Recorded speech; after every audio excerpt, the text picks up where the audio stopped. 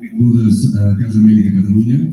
Bienvenidos y bienvenidas a la presentación de Luciérnagas, This Book is True 2025, obra del fotógrafo mexicano Yael Martínez. Luciérnagas es el resultado de un trabajo iniciado en 2013, cuando 3 miembros de su familia desaparecieron. Entrelazadas con notas escritas por el propio autor, las imágenes que recopila están marcadas por el resultado de una violencia que llega sin ser vista, dejando tras de sí el inmenso vacío de un ser querido desaparecido.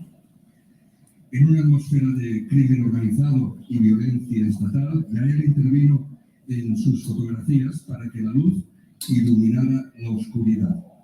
Resiliencia ante el horror. Yael Martínez es un artista visual nacido en el estado de Guerrero. Su trabajo aborda comunidades fracturadas en su país natal.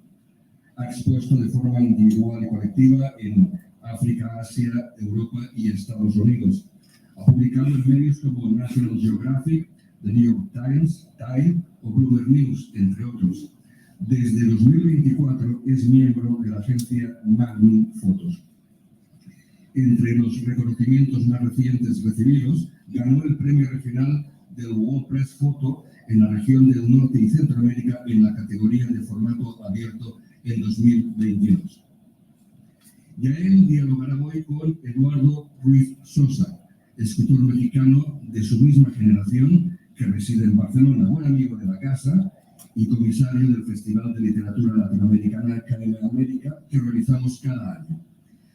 Autor de las novelas Anatomía de la Memoria y el libro de Nuestras Ausencias, Premio Estado Crítico de Narrativa 2022, la obra de Eduardo, nacido en el estado de Sinaloa, también narra la violencia del narcotráfico, las desapariciones, las fosas clandestinas. Escucha la voz de los supervivientes, de las familias de las víctimas.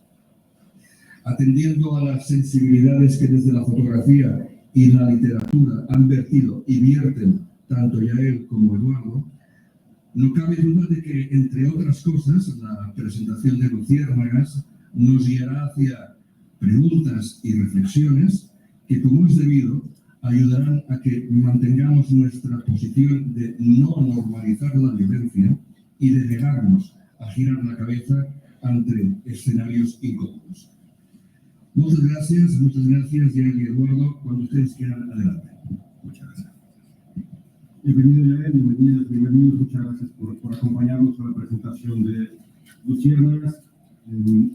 Vamos a hacer una charla así, relajada y tranquila. Ya ven que de fondo tenemos las imágenes de Yael.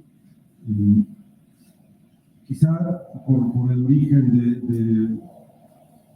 de los dos, por el trabajo al que ambos nos dedicamos, porque somos, como decía Francesc, la misma generación que está preocupada por ver las cosas desde otra perspectiva, las cuestiones de la violencia en México, desde una perspectiva que no es la que nos alimentó en buena medida, ¿no? Nos alimentó una forma de ver el contexto social, una forma de ver la violencia, una forma de publicitarla y convertirla en un producto, y hemos hecho un esfuerzo, muchos creadores mexicanos en distintas regiones, en distintos contextos, no solo de la violencia del narcotráfico, sino de la violencia ecológica, de la violencia contra los luchadores sociales y ambientales, la violencia de las mineras y de muchos otros contextos, por ver las cosas de otra forma.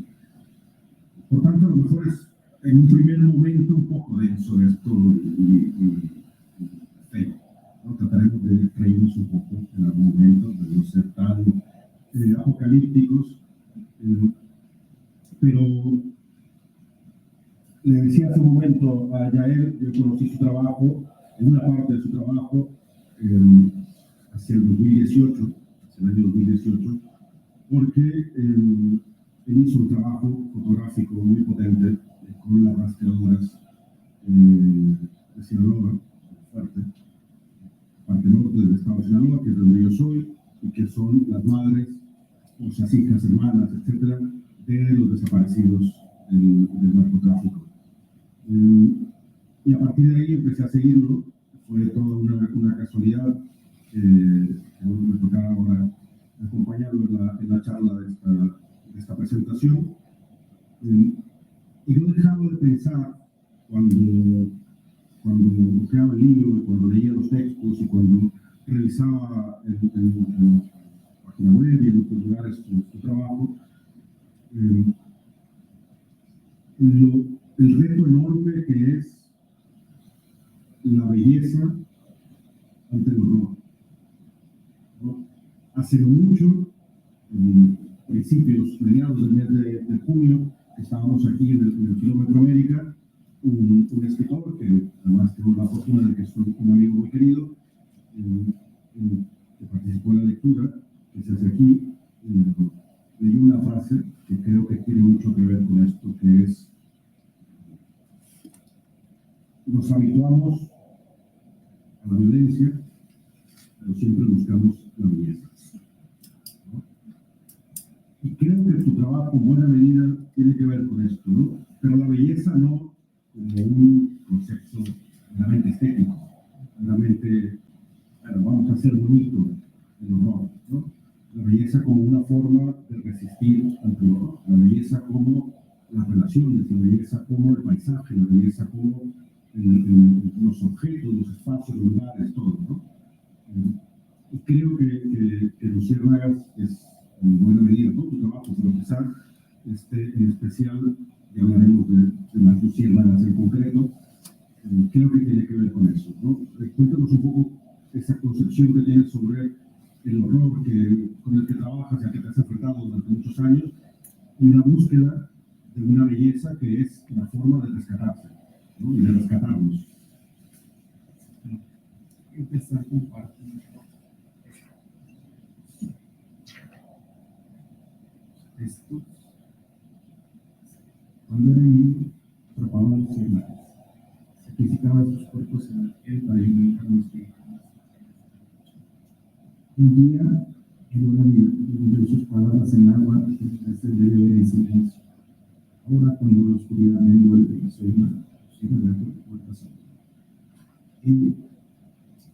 Digamos, para mí este poema, que es muy querido, poeta maya Isaac Abilcan, que ya falleció nuevamente, fue como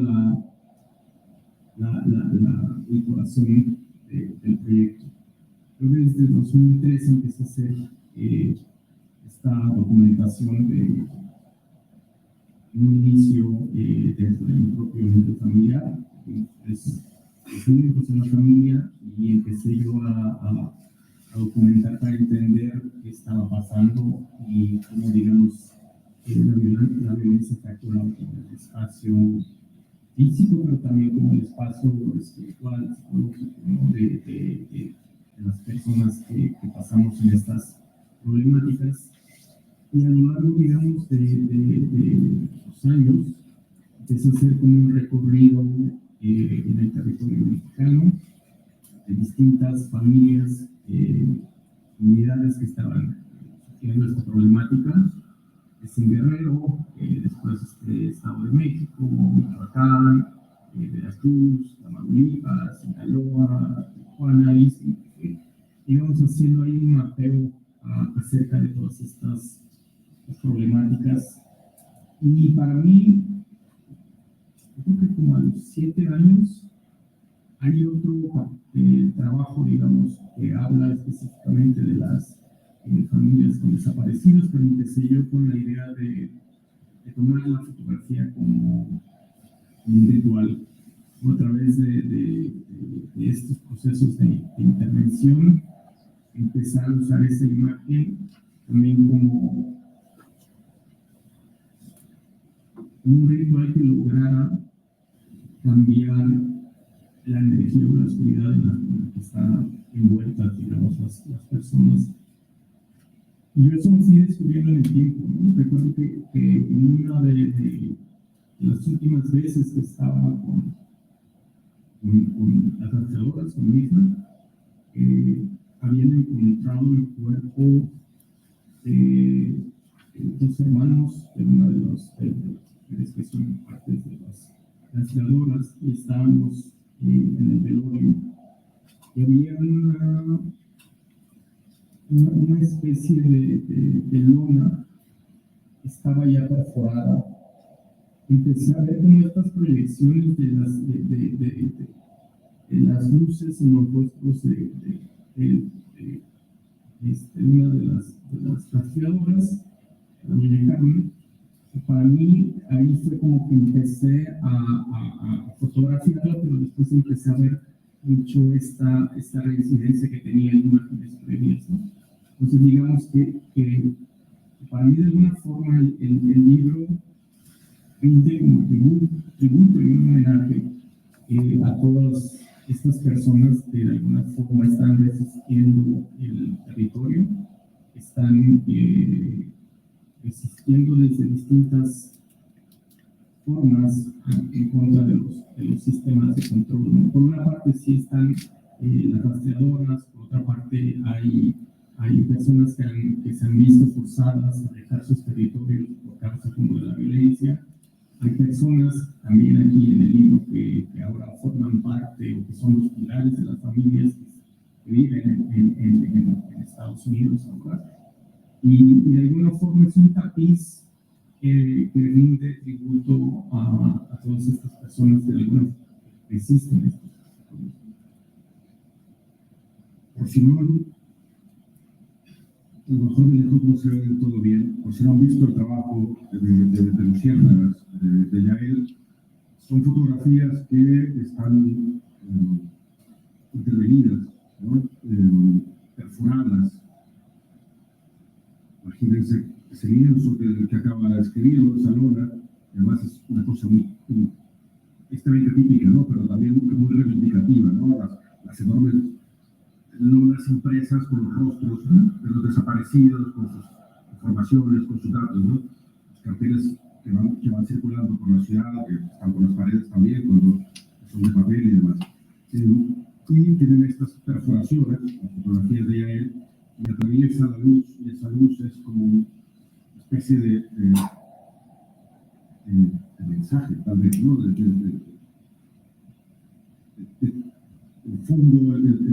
El fondo oscuro pero luminoso del túnel, ¿no? A mí se me hace que reside justamente en ese acto, porque muchas veces las imágenes, cuando las mira la audiencia, se sienten como conectados, pero también la idea del concepto de que dices, bueno, para que esta imagen sea luminosa, tuvo que atravesar la violencia, ¿no? Para que en cada uno de estos pequeños puntos es una analogía de todos estos procesos de violencia que se han vivido por las últimas décadas, digamos. Entonces también ahí la imagen tiene estas otras como connotaciones y otras capas de lectura y de significación. Entonces la idea justamente era eso era como hablar de los procesos de transformación y de alguna forma cada una de estas fotografías son un espejo, por así decirlo, de cada una de estas personas, ¿no? Digamos que se convierten en esta vasija que contiene todas estas experiencias. Hay tres imágenes que a mí se me llevan a la mente de inmediato cuando vi las fotografías. La primera es muy de la infancia. En casa de mi abuela había un tejabal de lámina de asbesto o algo, no me acuerdo muy bien, yo era muy pequeño. Y era un lugar oscuro con cachivaches y con cosas ahí, todo lo que nos servía iba para allá. Siempre había perforaciones que dejaban pasar esos haces de luz, ¿no? Esas pequeñas líneas de luz, y que yo pensaba que era como algo normal, ¿no? Pero claro, de acá de nuevo la gente echa bala y dispara al cielo. Y todos esos eran hoyos de bala, agujeros de bala en ese techo de la casa de mi abuela. Y era lo que iluminaba ese lugar oscuro. Después, evidentemente, la idea de una pared, una casa, una puerta, un coche, un cuerpo, evidentemente, esos agujeros, ese fin de algo, esa destrucción, ¿no? Ese aniquilamiento, y la idea de que aún así hay una forma de ir más allá. Y en Tijuana, seguramente tú también lo has visto, ahora quizá ya no funciona como antes, los 90, por ahí, cuando solo había una valla, ahora hay dos, ¿no? Pero antes era una sola valla de lámina, y la gente hacía agujeros para ver cuando pasaba la migra, saltar y correr, ¿no? Pues eran como ojos atravesando el muro para poder ver más allá y escapar, ¿no? Librarse, ¿no? Y me parecía que las tres eran como formas de entender lo que has hecho con estas fotografías, ¿no? Yo creo que hay una, así como al principio decíamos, una búsqueda de la belleza y una búsqueda de la luz, ¿no? De lo que nos ilumina, nos muestra lo que antes, por el dolor, por el sufrimiento, no podíamos ver. Sí, yo creo que para mí fue un proceso súper largo y difícil. Yo recuerdo cuando empecé a hacer esta documentación en torno a la violencia en México,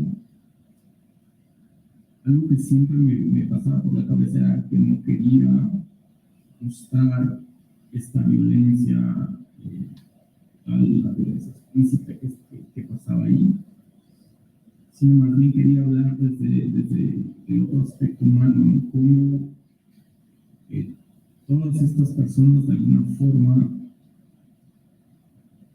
a través de estas relaciones humanas que iban construyendo, de estas relaciones comunitarias, habían podido como traspasar estos parajes que son como muy complejos, que de alguna forma ahora se convertían en guías para muchos de nosotros, en la manera como se podía, digamos, estar resistiendo el territorio. Entonces la idea fundamental era esa, era como desde qué otro lado se pueden posibilitar estos nuevos caminos de mostrar todas estas situaciones de complejidad en torno a la violencia en México, pero también al mismo tiempo como cada una de estas personas, digamos, empieza con una historia como particular, ¿no? Cómo ellos se van uniendo, van generando estas comunidades, van generando estas redes que se vuelven ahora justamente estas redes que de alguna forma están desafiando la violencia que está pasando. Yo creo que en buena medida esta óptica que tú ofreces en tu trabajo, en este trabajo, tiene que ver con poner la mirada en las familias, ¿sí? No en el cuerpo herido, en el cuerpo destruido de la víctima, no desde luego en el asesino o en lo que está alrededor del crimen en sí, sino en la familia, que es la que tiene que resistir, la que tiene que aprender a resistir, ¿no? Y creo que ese es el cambio de óptica y de paradigma que está ocurriendo en México, a lo mejor de hace un poco tiempo, sino que para allá va un poco la cosa. Y quizá con eso tiene que ver, y con el asunto de la lona, tienes una fotografía de una serie donde hay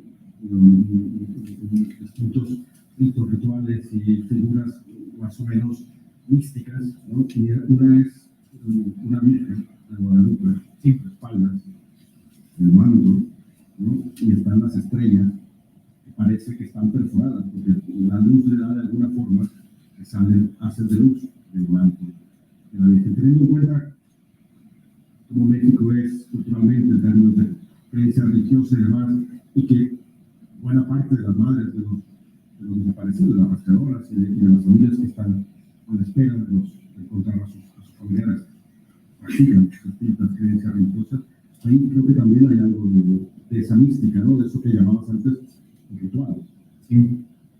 Sí, yo creo que era eso, ¿no? Como esta posibilidad de uno como ser humano transformar todo lo que nos duele, ¿no?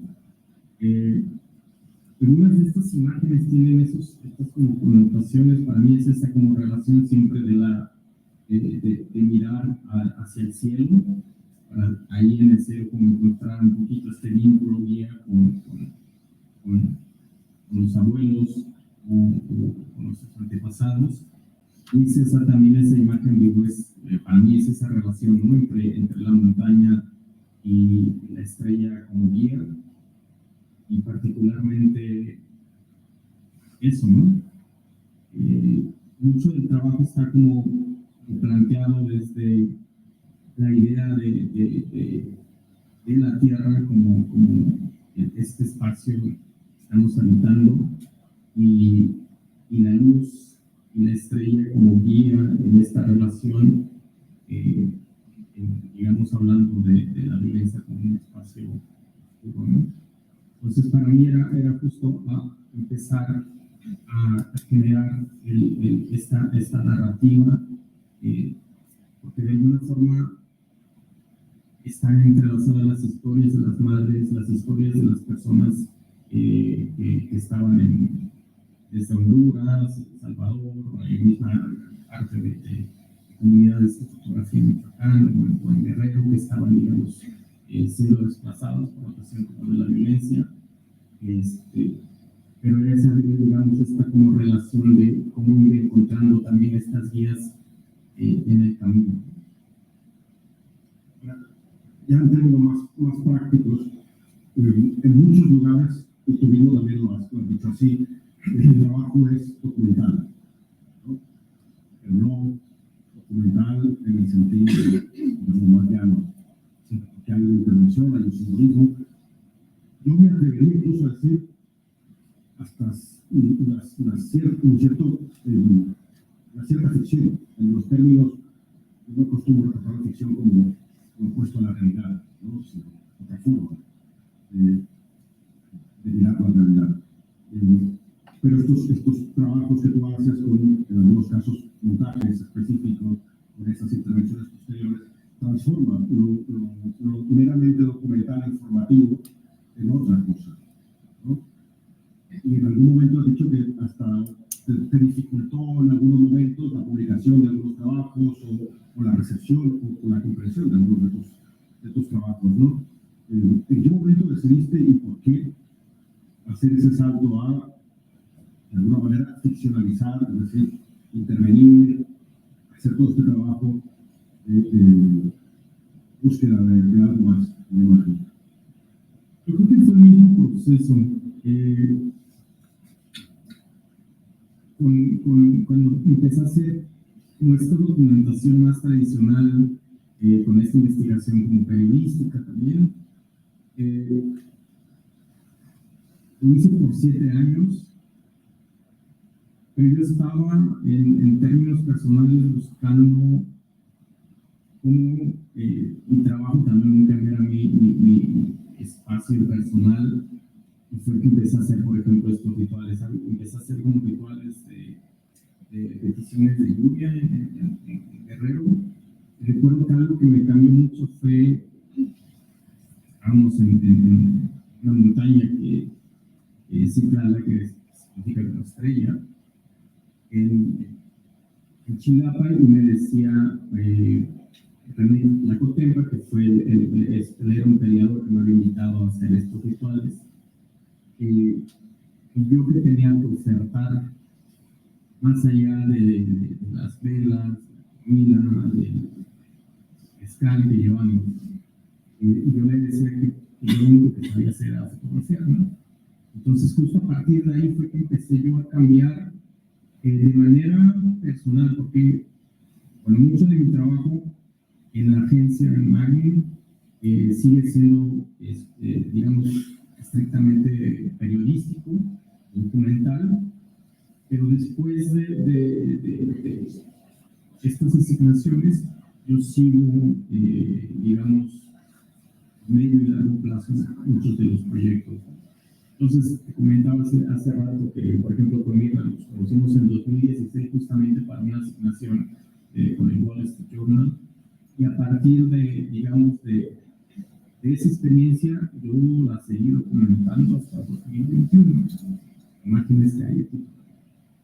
Pero justamente así es como voy, digamos, embanando el trabajo, y muchas de esas imágenes que para mí son personales, ya ahí es donde me doy como esta libertad de poder generar dentro de la audiencia otras capas de información que yo no las puedo, digamos, tener solamente con una imagen pura.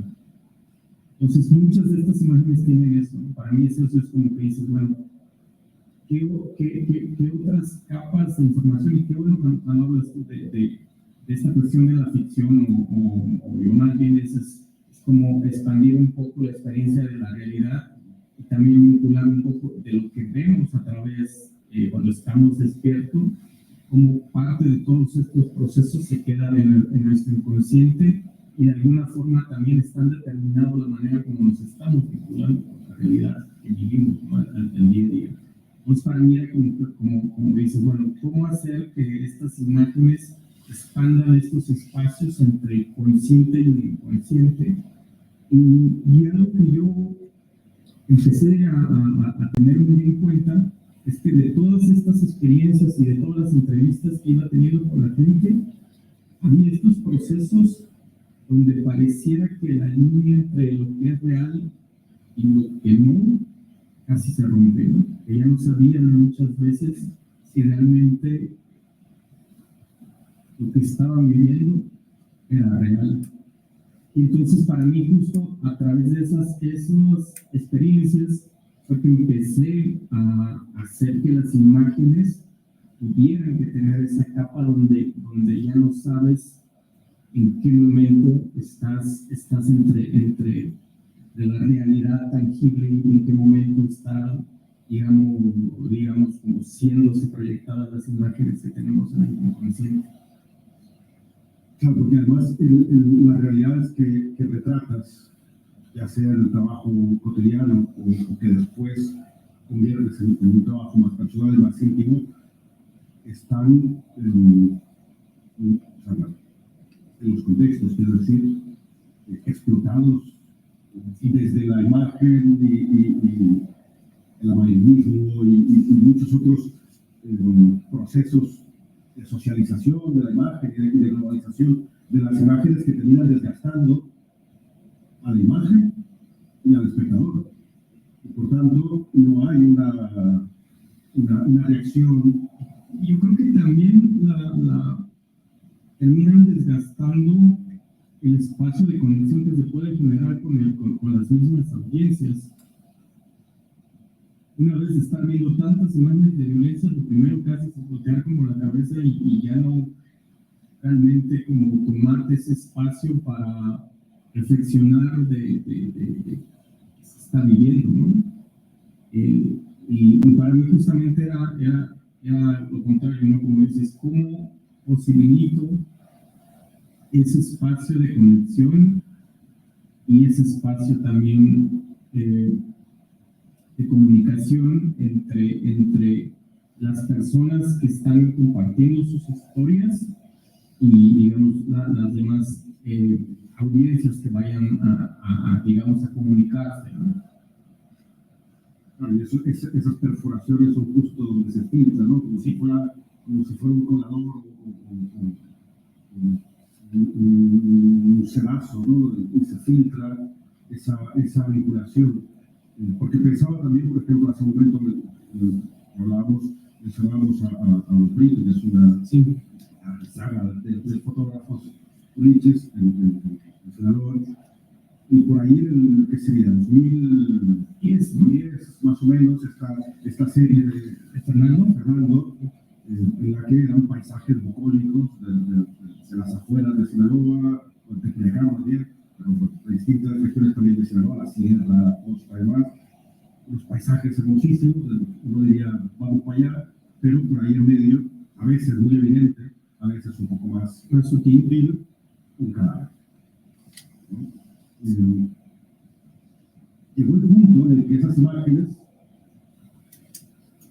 que además fueron muy reconocidas internacionalmente, todo esto, eran las que aparecían en los periódicos todos los días, ¿no? Ya muchos periodistas decían, bueno, vamos a hacer este tipo de fotos porque dejó de interpelar en algún punto, sí, dejó de interpelar la saturación de imágenes de violencia, ha matado una cierta sensibilidad, ¿no? Y por tanto, buscar una manera de resensibilizar, ¿no?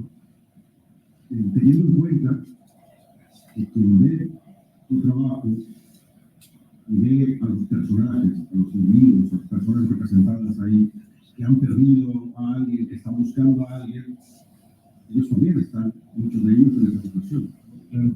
Por tanto, facilitar esa identificación es fundamental, creo que es lo que están haciendo. Y a mí algo de lo que más me interesa con el trabajo es justamente abrir esa posibilidad de diálogo. Yo he ido a hacer esta como presentación en escuelas donde justamente está la problemática sobre la desplazamiento forzado, la desaparición forzada, la cuestión como de la migración. Y la idea justamente es eso, ¿no? Es como que el trabajo tenga este camino doble, si bien este camino donde se busque visibilizar esta problemática fuera de esos espacios, pero al mismo tiempo también que ese trabajo vuelva a esos espacios para que de alguna forma también se puedan como posibilitar esas conversaciones, ¿no? Algo que pasa mucho es que se genera ese estigma, ¿no? Ese estigma de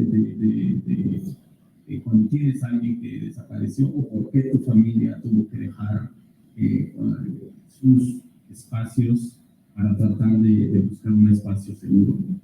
Entonces, la idea justo del trabajo tiene como este camino doble que genere esta posibilidad de diálogo. Y a veces me pasaba que llegaba y hacía la presentación y no había nunca preguntas y era un auditorio como muy callado y después me hablaban los profesores, los maestros, me dicen, oye, después de que hiciste esto, una vez que regresamos al salón, empezaron a dialogar y para mí ese es un proceso como fundamental que ya hace o que genera ahí un granito para posibilitar una reflexión acerca de estas problemáticas, ¿no? Porque también, hago un paréntesis, eso es una pedrada para que de aquí al momento se atrevan a preguntar, ¿no?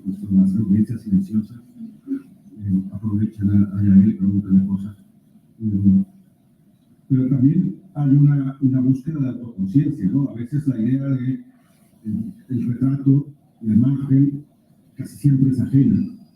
Cuando representa espacios propios, espacios próximos, que involucran, ¿no?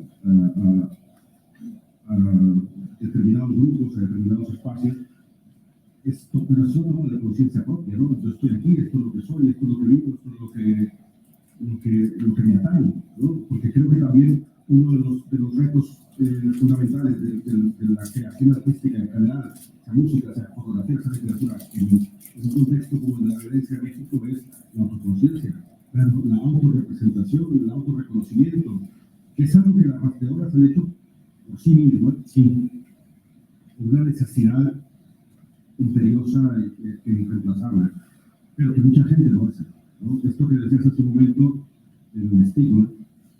Cuando se parece a alguien, cuando alguien es asesinado, lo primero que se dice en muchos sitios en México es ¿qué andaría haciendo? Claro, yo recuerdo cuando conocí a mi hija, me dice, oye, a mí me decían la loca de la pala. Dice, porque yo tomé la decisión de empezar a buscar a mi hija. Y fue un acto súper valiente en ese momento donde, digamos, con Sinaloa en llamas, ella empezara a generar digamos, esa acción y que muchas de las madres empezaran a verla y me decía ella, llegó una madre y me decía, no, señor, ¿qué está haciendo? ¿No? A mí me decía que llegaba gente que conocían y que le decían, ¿no estás bien? ¿Qué te pasa? O sea, ¿qué haces aquí? ¿Te va a pasar algo? Y ella les decía, no, estoy buscando a mí. ¿Cómo que lo estás buscando? ¿Dónde lo estás buscando? ¿Quién lo está? Voy a buscarlo. Si está muerto, voy a encontrarlo. Y así fue que se empezaron a sumar muchas de las madres y que después eso se convirtió en estos grupos de búsqueda que afortunadamente ahora ya digamos, cada año hay una reunión donde se reúnen grupos de búsqueda de todo, pero que cuando estamos hablando de los 2010, 2012, era justamente esto, totalmente un estigma, y nadie hablaba de la problemática que se estaba viviendo en torno a la desaparición y a la movilidad. ¿No? Creo que hay una carencia de esa autoimagen, es un espejo, ¿no? Un espejo perforado, en este caso, con lo que tú propones, en el que sí ves lo roto que hay aquí, pero al otro lado están los demás, ¿no? Está la comunidad, está la colectividad y está la posibilidad de resistir, que es lo que muy a malas se ha hecho, o sea, con mucha precariedad, con muchas dificultades, pero no queda de otra en muchos casos, ¿no?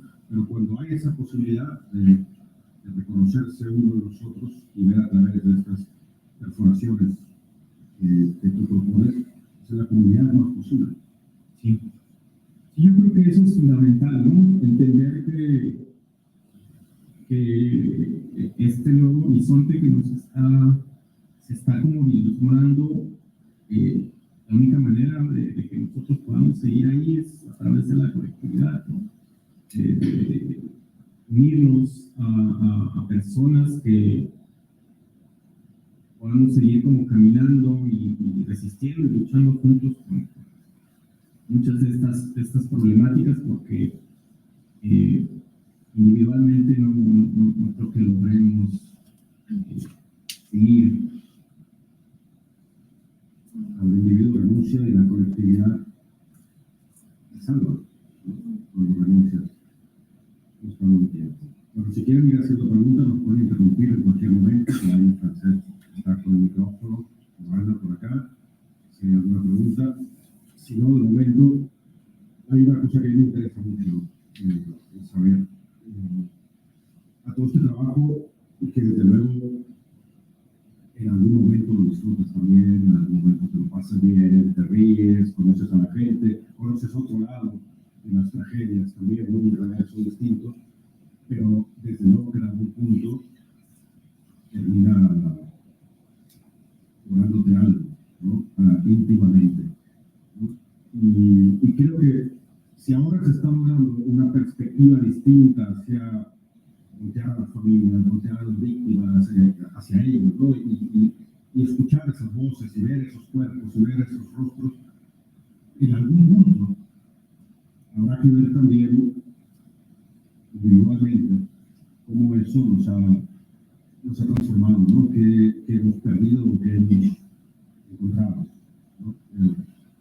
Algo de eso sabes con respecto a ti, ¿qué es lo que te ha... Pues te digo que yo cuando empecé a hacer este hecho de la intervención, tenía este vínculo del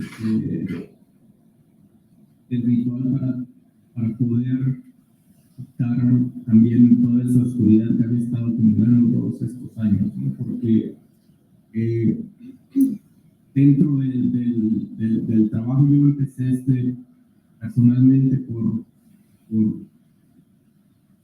la pérdida que tuvimos dentro de la familia, pero después con el paso de los años, digamos, los medios solamente me buscaban para hacer trabajos que estuvieran relacionados en la desaparición, en la violencia, en el narcotráfico, porque justamente eran todos, digamos, estos temas que se entrecruzaban con el trabajo que había estado haciendo por años.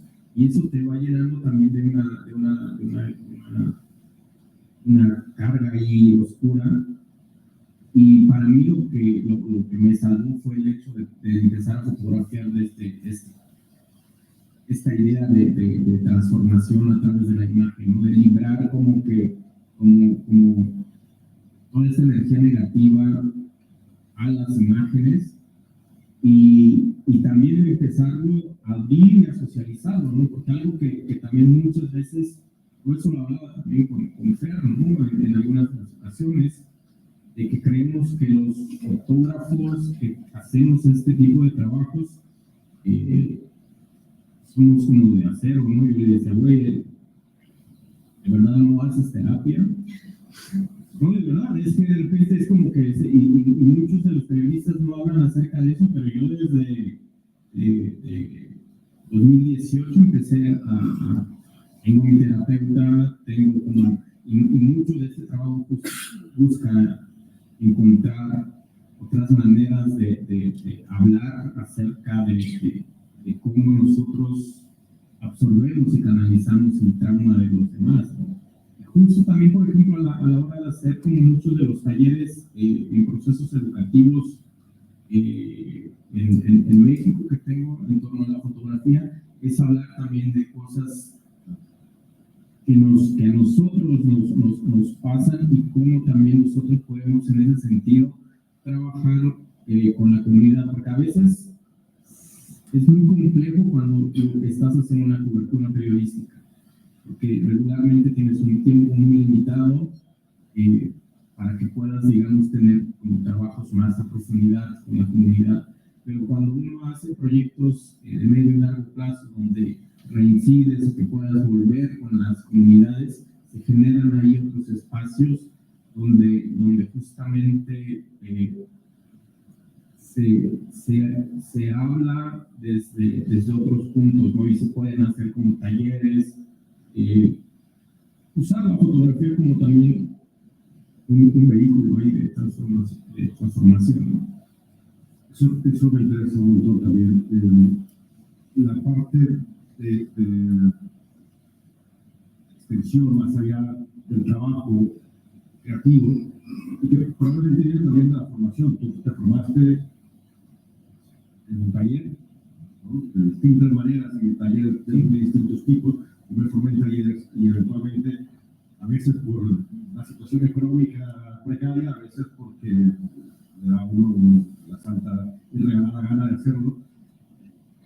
Dar talleres es fundamental, ¿no? Porque también implica que esa colectividad crece y que hay una sucesión de generaciones y que esa forma de mirar se expande también, ¿no? ¿Cómo trabajas tú en los talleres? ¿Qué vínculos tienes?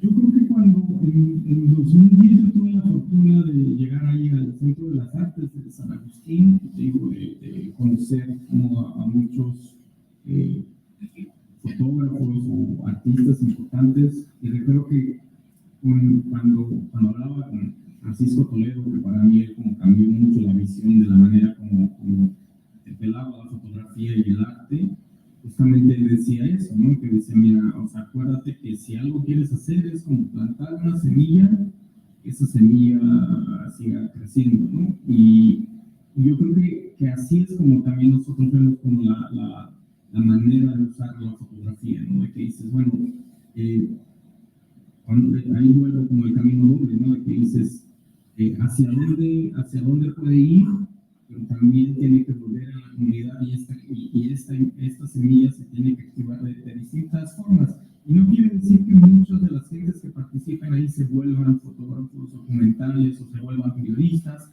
pero sí hay una reflexión en torno distinta a cómo se vive o cómo se interpela la realidad. Y yo creo que eso es lo que es lo importante que queremos hacer, ¿no? Que de alguna forma se abran estos caminos o se posibilite hablar de temas que nos duelen, que están ahí y que al mirarlos también nos transforman. Por acá tenemos una pregunta. Buenas tardes. Buenas tardes a todas y a todos. Yael, agradecerte principalmente la valentía de tu trabajo y pensaba recién que mencionabas el hecho traumático, cómo la decisión de dar un paso más en el fotoperiodismo y generar un hecho artístico con la intervención de las fotos genera un diálogo y una posibilidad educativa, y la multiplicidad también de abrir esto que mencionabas, el abordaje de otras temáticas que quizás directamente no hablan de la temática específica, pero sí construyen diálogo para justamente a futuro no llegar quizás a desarrollar esos niveles de violencia. Pensaba también en cuando hacías el rito de la lluvia, como el acto psicomágico, ¿no? Como a los Jodorowsky me vino eso, como el poder del arte en ese sentido de transmutar. Quería hacerte una pregunta respecto a las rastreadoras, si sabés de alguna manera si ellas tuvieron relación con las madres de Plaza de Mayo por las herramientas de antropología forense.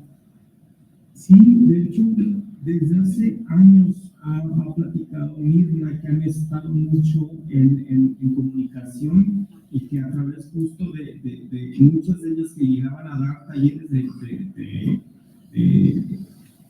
forenses, ellas empezaron para mí es brutal cuando llegabas y hablabas con ellas, que sabían ya todos los huesos del cuerpo, dónde estaban, sabían, digamos, ya interpretar el territorio desde cuando lo miraban, llegaban y te decían, mira, nosotros, o sea, empezamos a caminar, pero de repente cuando vemos que alguna parte del territorio ha sido modificada, nosotros sabemos dónde llegar y meter como la varilla. Pero mucho de eso justo lo fueron aprendiendo a lo largo del tiempo a través de todos estos talleres que empezaron a dar, ¿no? A partir, yo creo que como por ahí de 2012, 13, 14, cuando empezó la cuestión de los estudiantes de medicina. La importancia en ese sentido de internacionalizar las luchas, ¿no? Y ¿puedo tener otra pregunta? Vale. No, si tienes alguna reflexión respecto a ubicar geopolíticamente la problemática de la violencia en México en relación al saqueo y colonialista moderno, como si encontrás alguna relación a cómo se profundiza la violencia en México con esa... Eso está súper compleja, porque, bueno, yo creo que muchas de las problemáticas latinoamericanas que hemos tenido, pues es esa cicatriz que se sigue mirando, ¿no? Que se generó desde la época como colonial y que no se ha podido como sanar, ¿no? Hay un montón de situaciones también que se han generado a través de la cuestión de control, de la lucha, del saqueo por el territorio y de la riqueza, y creo que nos ha traído hasta acá, ¿no? Más bien es entender que todo eso nos hizo que somos ahora, cómo con el tiempo que tenemos en las manos podemos generar cambio, ¿no? Yo creo que ese es el desafío que tenemos. Gracias. Personas. Hola, yo soy mexicano, llevo muchos años aquí, de Sinaloa, Culichi, de los Mochis. Y bueno, mientras iba escuchándote, pienso, ¿cómo es contradictorio que sea la violencia, el asesinato, el crimen, el que una a la gente para la paz? Para que en vez de protestar con más violencia, protesten con fotografía, con obras de teatro, con literatura, uniendo las comunidades que han perdido a la gente gracias a ese nexo, ese vínculo que es el haberle matado a uno el hermano, al otro los primos, el otro los padres, el otro los hijos. Yo, honestamente, no sería tan gandhiano en mi respuesta. Yo, si a mí me matan dos hermanos, mi padre, mis hijos, a lo mejor a dar una ametralladora y me vuelvo buscando por toda la sierra a los cabrones que mataron a mi familia. Pero claro, eso es incrementar la espiral de la violencia, odio contra odio, ¿no? Como decía AMLO, abrazos, no balazos, sí, pero bueno, los narcos no se han parado ni con abrazos, ni con balazos, ni con ninguna manera. Pero claro, mi respuesta sería individual, buscar a los que mataron a mi familia. Pero qué bueno que hay esa nobleza y esa luz de esperanza que con el arte, fotografía, teatro, etcétera, las comunidades se unan para luchar pacíficamente y de manera, como lo hizo Gandhi, contra la violencia institucionalizada de México, o como lo harían, por ejemplo, si yo fuera ciudadano de Gaza, palestino, yo no protestaría con obras de arte y fotografía contra Israel, yo pondría bombas contra Israel y mataría a Netanyahu y lo que hiciera falta, pero bueno, claro, eso es violencia con más violencia, y nunca pararíamos. Qué bueno que hay la luz de la esperanza de las manifestaciones pacíficas contra la violencia. Gracias. ¿Más preguntas, comentarios? Bueno, gracias Joel por este convite y la posibilidad también de escuchar con tu voz y la presencia sobre tu trabajo me parece es enorme.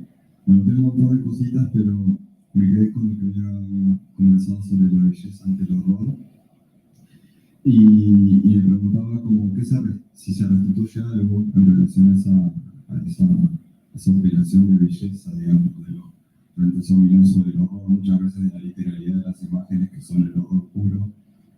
Y pensaba en esto del montaje como una operación estética en el sentido de con una ética orientada de tu trabajo y del dispositivo de la foto, ¿no? Como artístico, como dispositivo político, de interacción, de acción, de reflexión. Y me surgió la pregunta cuáles suelen ser, quizás, no sé si lo tienes o no, el puntapié o ese gesto inicial con el que vos pensás los montajes en relación a las imágenes o tus fotos. ¿Cuál es el puntapié? Como el puntapié o el gesto inicial con el que concebís o pensás las reflexiones en relación a cómo montar o cómo iniciar una operación de montaje en relación a las imágenes. Yo creo que es el hecho como de ahí de la transformación. En el libro, bueno, más bien cuando hablábamos con Cristina, de trasladar el trabajo a un espacio, a un contenedor físico, como es como un libro, yo le decía que para mí era como vital que se trasladara también un poquito como la experiencia que había tenido en el proceso para llegar a, digamos, acercarme desde este punto, como mencionaba, en la relación de la imagen como un proceso como ritual, ¿no? Entonces, para mí, el hecho de estar siempre como trabajando de manera como activa con la idea del archivo es fundamental. El hecho de que sí estoy haciendo un proceso de reflexión, pero al mismo tiempo es como llego y empiezo, bueno, en la bitácora que estaba pensando, que estaba pasando, en el momento de que ya está, digamos, como la investigación y el chequeo de datos, qué otra cosa empieza a pasar y a correlacionar muchas de estas cosas entre unas y otras, y ya después de eso empezar a tomar la decisión de qué imagen, digamos, transformar en relación a estas dos cosas como del pasado, presente. Más o menos así es como un poco, voy como reestructurando para decir, bueno, aquí, y de repente, ya el otro hecho es que no hago apuntes, sino de repente tomo la imagen y empiezo como justamente cuando hablaba de la cuestión como de Jodorowsky, de dejar que ahí pase lo que acumulamos en la experiencia, digamos, de estar en el territorio. No sé si sea un poquito la respuesta correcta. ¿Una pregunta más?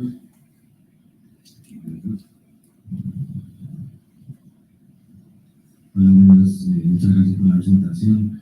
Te quería preguntar, quizás una pregunta un poco más filosófica sobre la fotografía en general, porque yo también soy fotógrafo y me he dedicado un tiempo sustancial a documentar la migración, también por yo ser migrante, y a veces me pregunto qué piensas tú acerca de la manera ética de poder abordar este tipo de temáticas para los fotógrafos en general, porque sé que como tú tienes una relación directa también con la situación, quizás eso también genera empatía con los sujetos, con las personas, pero ¿cómo es para ti, cuál es la forma ética de abordar temáticas tan complicadas como esas en general para un fotógrafo o una fotógrafa? Yo creo que siempre es importante que establezcas la confianza con las personas con las que colaboran. Yo siempre hablo como de la fotografía como un proceso colaborativo. De alguna forma, hay un montón, digamos, de capas en la colaboración de qué tanto, cómo se construye y qué tanto pone la persona, qué tanto pones tú. Pero creo que esa relación es fundamental de entender que lo que se está generando es una comunicación entre ambos lados, ¿no? Y que creo que siempre eso es vital entenderlo, y también de cuando estando en la construcción, digamos, del trabajo, hablar con las personas y decir qué es lo que estás buscando. Y yo recuerdo, retomando como eso, cuando conocí yo a Mirna, pasó esto de la asignación y ya después le dije, oye, quiero regresar, y estuve regresando mucho tiempo, y yo me sentía que tenía una deuda con ella, porque mucho de ese trabajo no lo estaban publicando. Entonces seguía yo construyendo y lo proponía, y me decían, no, bueno, pues esa cobertura ya se hizo. Y recuerdo que cuando el trabajo tuvo la fortuna como de estar en el WordPress Photo, para mí fue como que sentí que había cumplido algo que aunque nunca les había prometido eso, pero yo tenía ese peso moral ahí cargando, y ellos estaban muy contentos, ¿no? Porque justamente me decían que lo que buscaban era que el tema pues traspasara esas fronteras y que posibilitara como otra como reflexión. Entonces eso es difícil, porque a veces uno quisiera que muchos de los trabajos tuvieran un impacto, ¿no? Y un impacto muy grande. Y yo recuerdo que eso luego le preguntaba a Frederick, porque le decía, a veces se frustra uno porque nuestro impacto es muy limitado, ¿no?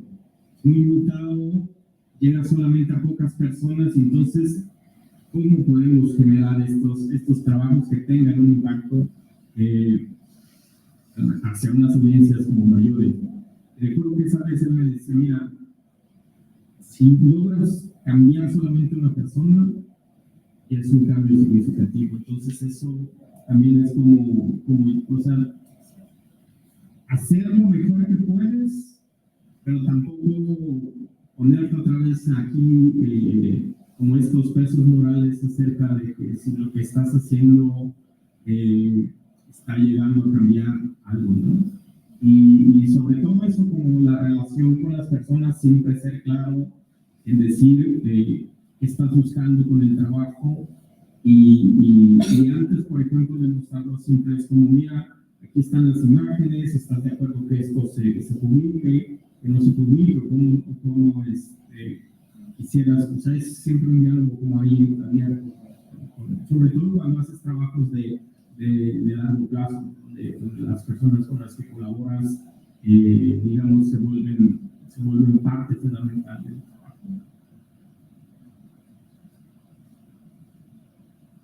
¿Una pregunta más? Pues nos vamos dejando por aquí. Muchas gracias, Gael. Muchas gracias a todos y a todos. Ahí está el libro, para que lo quieran llevar. No sé, por ahí te refería a la conserva que decimos cocuyos. No, los cocuyos es la forma cotidiana de y hablaban sobre todo de las abuelas y de las bisabuelas, ya luces, las luces que sostienen la noche antes de que amanezca, ¿no? Un curso tal vez, pero probablemente muy cierto. Por otro lado, ¿no? Muchas gracias y Gracias.